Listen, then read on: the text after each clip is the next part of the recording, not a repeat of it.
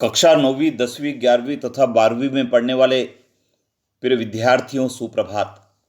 विद्यार्थियों, आपकी त्रैमासिक, अर्धवार्षिक, प्री बोर्ड और वार्षिक परीक्षा जब होती है तो उसमें आपको हिंदी और अंग्रेजी विषय में निबंध लिखना होता है। हिंदी में तो निबंध विद्यार्थी लिख लेते हैं, लेकिन अंग्रेजी के निबंध को याद कर कर लिखने में विद्यार्थियों को कठिनाई आती है, क्योंकि उन्हें अंग्रेजी का अर्थ मालूम नहीं होता है और स्पेलिंग ठीक से वे याद नहीं कर पाते हैं।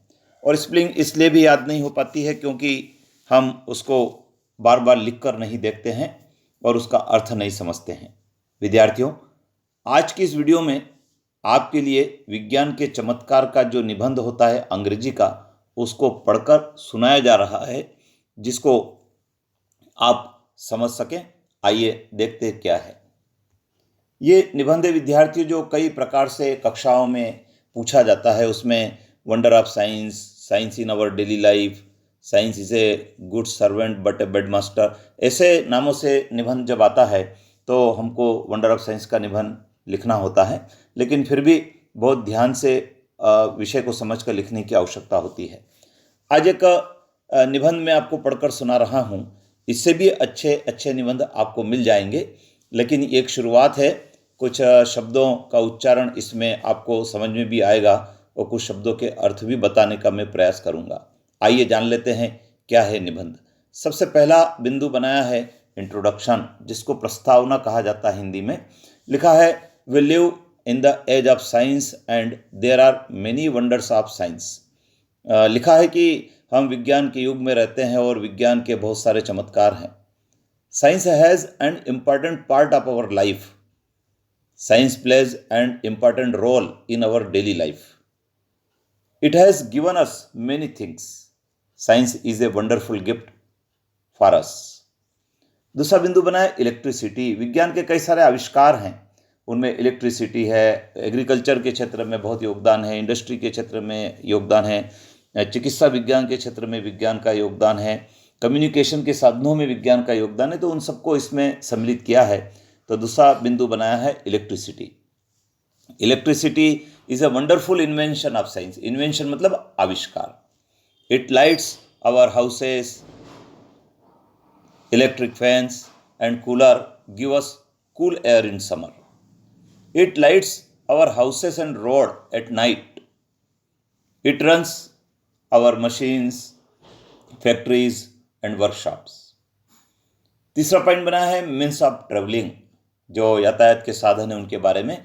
Buses, cars, train, ships and aeroplanes are the greatest contribution of science. We can reach safely any part of the world within a few hours.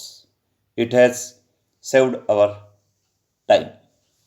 चौथा बना है मीन्स ऑफ कम्युनिकेशन, जो संचार के साधन हैं उसके बारे में लिखा है। Radio, television, mobile, telephone, wireless, internet and social media are great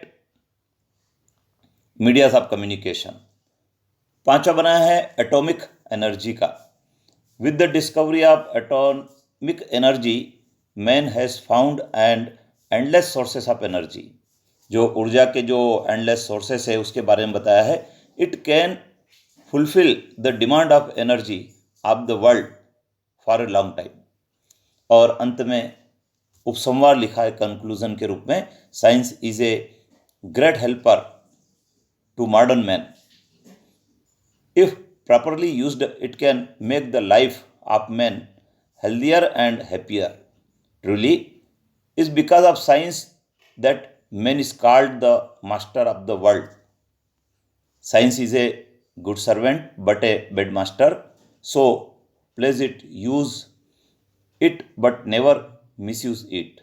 विज्ञान एक अच्छा सेवक है बट ए बैड मास्टर, इसका उपयोग करता बुरा हो सकता है, लेकिन हमको सदैव विज्ञान के चमत्कारों का, आविष्कारों का सही उपयोग करना चाहिए। तो विद्यार्थी, ये एक ऐसे था जो मैंने आपको पढ़कर सुनाया है। इसके जो शब्द आए हैं उन शब्दों को आप याद करें। डिक्शनरी आपके पास होगी, शब्दकोश आपके पास होगा, आपके शिक्षक आपसे आपके साथ बात करते हैं कक्षा में, उनसे इनके आप अर्थ भी पूछ सकते हैं कुछ कठिन शब्दों के, और इन कठिन शब्दों को बार बार लिख कर देखेंगे तो ये आपको याद भी हो जाएंगे और परीक्षा में आप लिख भी सकते हैं। इससे भी अच्छे अच्छे ऐसे वंडर ऑफ साइंस के, गेम्स एंड स्पोर्ट्स के, इम्पॉर्टेंस ऑफ न्यूज़पेपर के, ऐसे कई सारे विषय जिसको मैं आपको इस वीडियो के माध्यम से पढ़कर सुनाऊंगा, जो आपको याद हो जाएंगे और आपके परीक्षा में लिखने में आसानी होगी। आप चैनल पर बने रहें। जय हिंद।